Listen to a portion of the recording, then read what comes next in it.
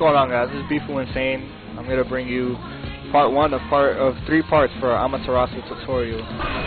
So this first part is gonna cover mobility options both in the air and on the ground, key normals in each of her 3 stances, and just overall basic approach with Amaterasu, with and without assist.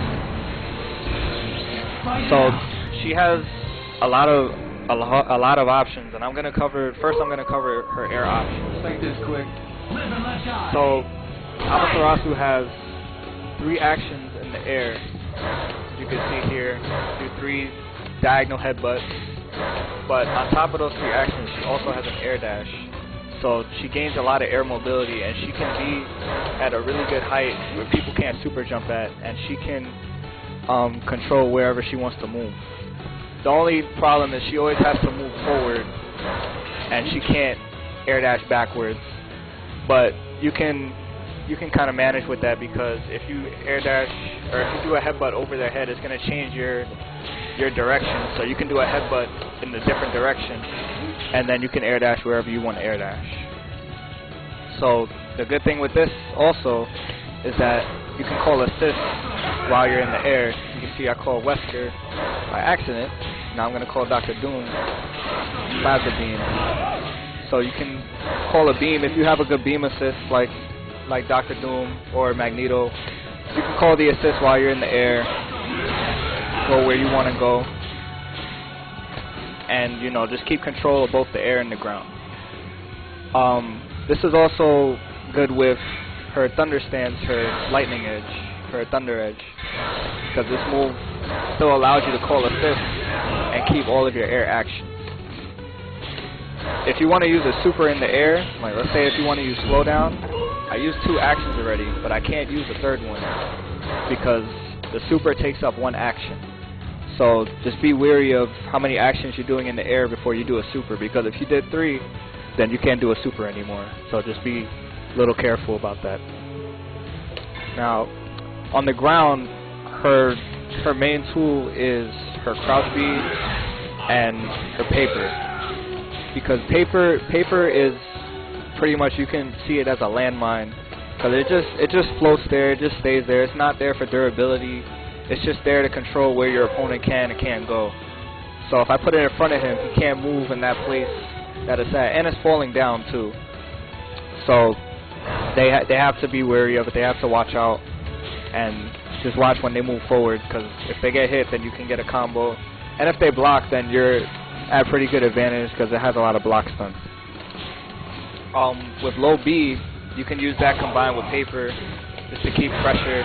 Like in fire stance, you can use low B, C, and paper. If they get hit, you can get a combo because their jab is 3 frames. But if they block, then let me show you when they block. You can put them on all guard. When they block, you're still in their face if they don't push guard. But they can't press any buttons because you're at a frame advantage of +6. So you can move before they do, and you can keep your offense going. Now, if they push guard your low B, which they probably will do, the stance C will whiff, but on whiff you can still cancel into paper. So the stance C whiffs, but the paper's still there. So they can't move forward, they can't pressure you or punish your whiff normal because you can special cancel it. So that's pretty much it, how you're going to use fire stance. You pretty much, the 2 normals are BC, and then you have paper, just in case they push guard. If they don't push guard, then you can get a full combo. And that's pretty much it for that. Now with the thunder stance, the thunder edge, you can also do the same thing, do BC paper, because it's always just good just to have the paper out, like almost at all times. That's pretty much what you want to do when you're up close. You always want to have a paper out, because they can't move everywhere when the paper's out. And then you can move in. If they hit you, the paper doesn't go away either. So if they try and do a full combo and they get hit by the paper, you can end up being able to punish them if you're not in full block and full hit stun. So I have them on auto guard. So the C in this has a really good hitbox. It hits from really far away, so it's a good zone tool and can also be canceled into paper.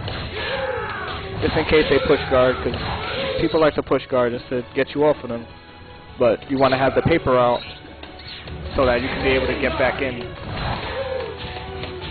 in freely. You can move around in the paper, and if they hit the paper, then you can just punish them.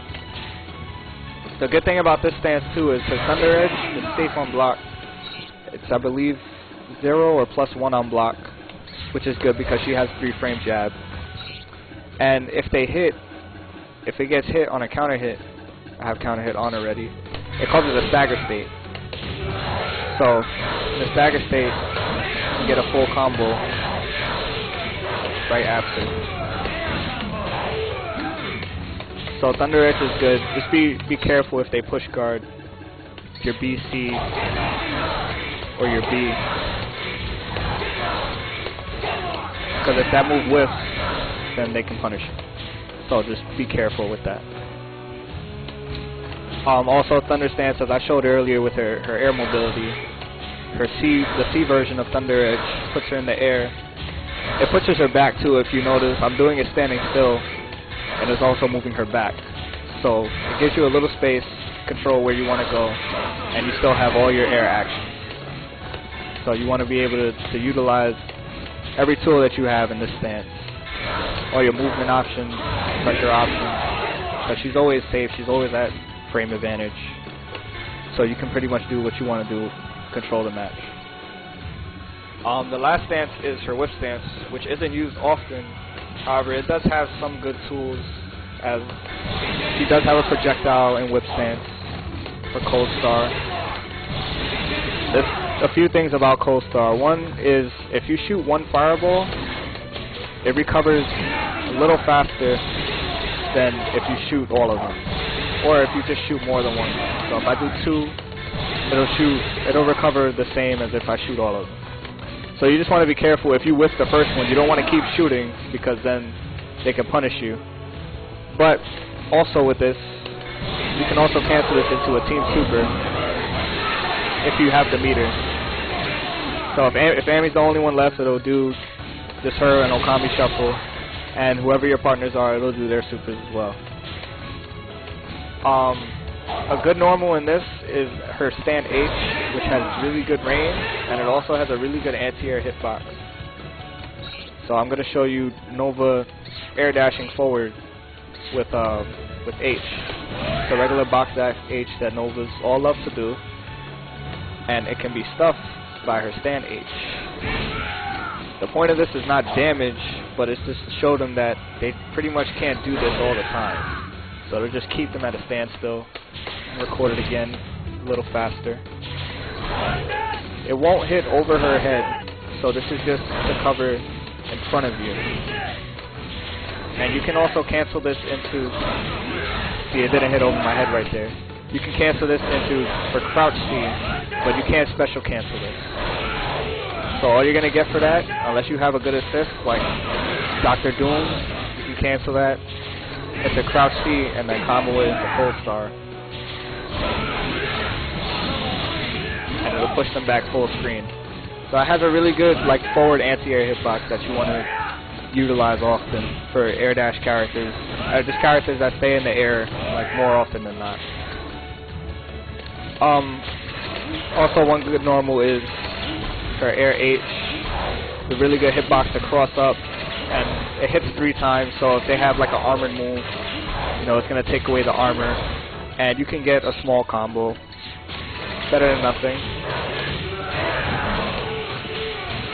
It's something simple. You can do stance switches in that combo, but that's not what this part of the tutorial is for. But I thank you for watching this tutorial. The next part will actually cover what you can do combo-wise in every stance.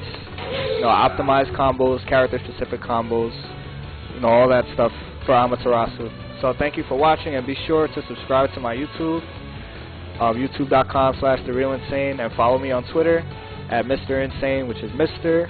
and then INSAYNNE. So hope you all enjoyed this. This is part 1 of 3 parts for Amaterasu tutorial video. So thanks for watching, guys.